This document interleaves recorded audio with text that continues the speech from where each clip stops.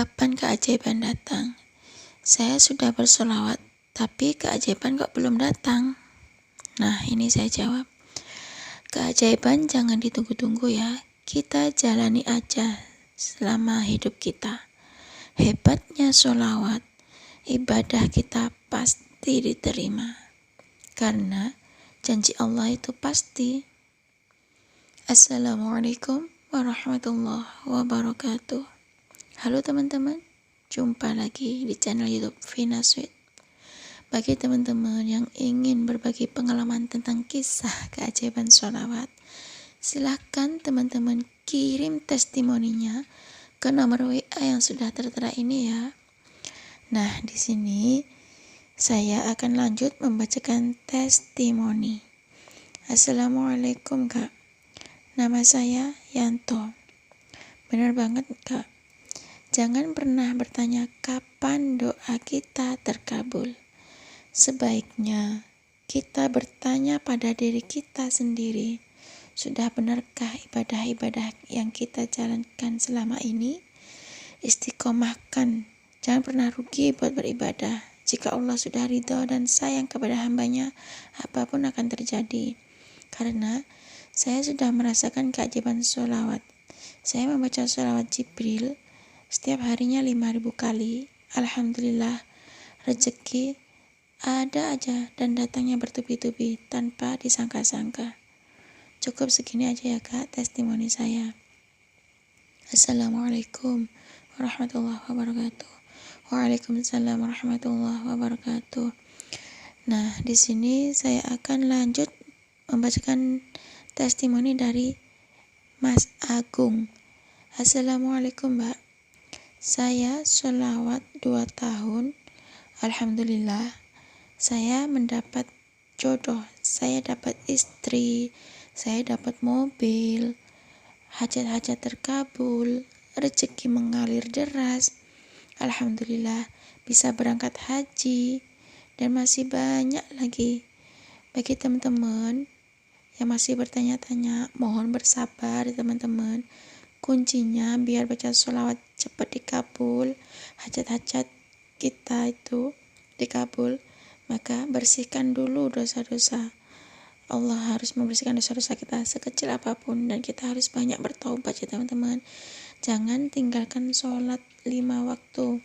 Kita harus bersabar ya teman-teman, harus yakin bahwa Allah Maha memberikan yang terbaik.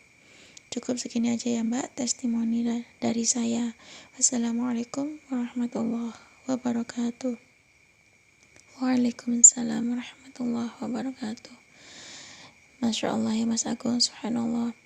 Beliau, Mas Agung itu membaca sholawat 2 tahun. Ternyata beliau mendapatkan seorang istri atau mendapatkan jodoh ya teman-teman. Dan beliau bisa dapat rumah dan dapat mobil, dan hajat-hajat beliau itu terkabul. Bahkan katanya rezeki beliau tuh mengalir deras, bahkan sampai bisa berangkat haji, dan katanya masih banyak lagi itu yang dirasakan oleh Mas Agung berkat sholawat ya teman-teman, subhanallah.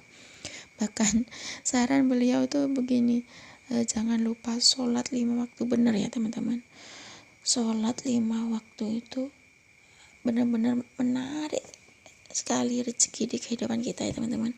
Apalagi sholat 5 waktu itu tepat waktu, di awal waktu itu maksudnya teman-teman.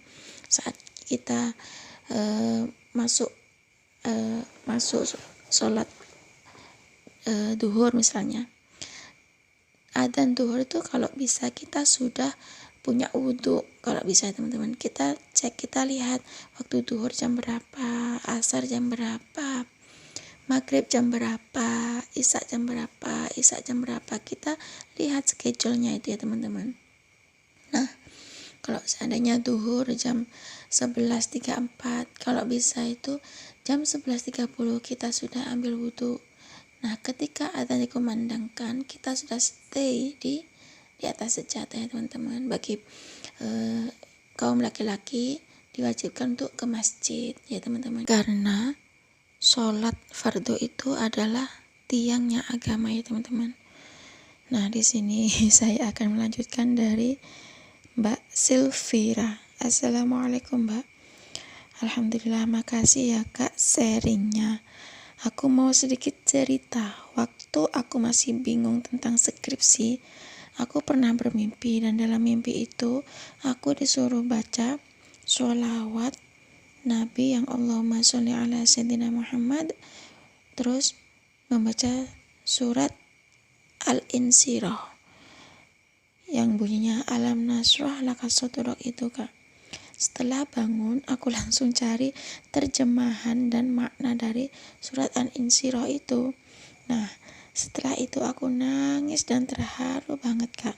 Ternyata Allah kasih aku petunjuk agar aku gak takut dan agar aku lebih berlapang dada. Aku merasa Allah begitu sayang sama aku. Terima kasih ya Kak Vina.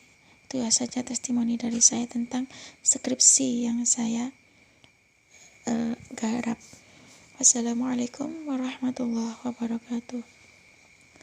Waalaikumsalam warahmatullahi wabarakatuh. Subhanallah ya teman-teman.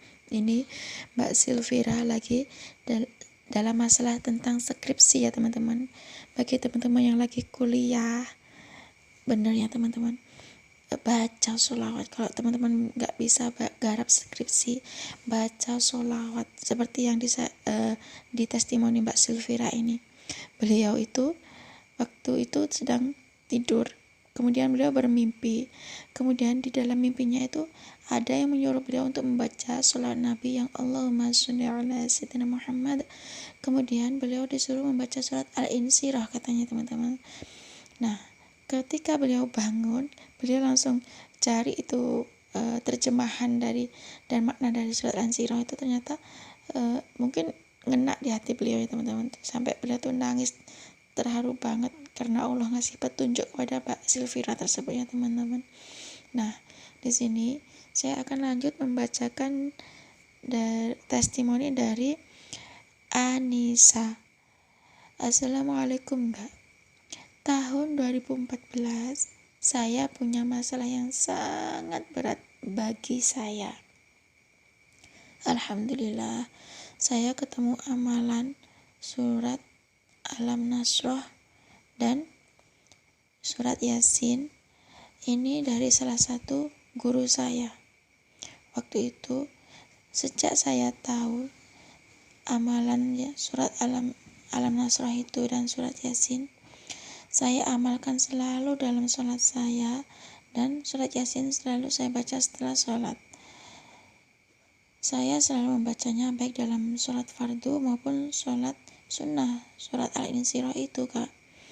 Nah, Alhamdulillah, persoalan yang begitu besar menurut saya dan begitu berat dalam hidup saya, Alhamdulillah selesai dengan sangat ajaib dan tidak masuk akal bagi saya. Semua karena Allah yang Maha Pengasih lagi Maha Penyayang, dan tidak ada persoalan tanpa jalan keluar, dan Allah memudahkan segalanya untuk hambanya. Segini aja ya Kak testimoni dari saya. Wassalamualaikum warahmatullahi wabarakatuh. Waalaikumsalam warahmatullahi wabarakatuh.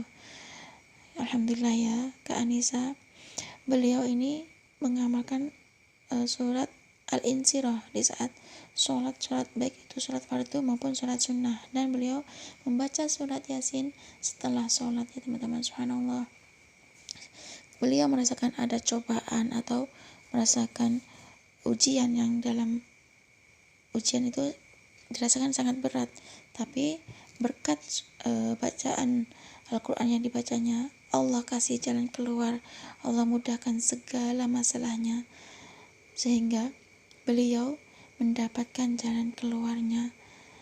Dan subhanallah, Allah itu memang benar ya teman, Allah Maha Penyayang dan Allah Maha Pengasih. Allah tahu apa yang kita butuhkan tanpa kita minta ya teman-teman. Yang penting kita tuh istiqomah rutin ibadah pada Allah ya teman-teman. Nah, cukup segini aja ya teman-teman yang bisa saya sharing.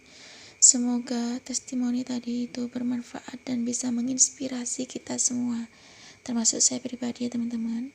Wassalamualaikum warahmatullahi wabarakatuh.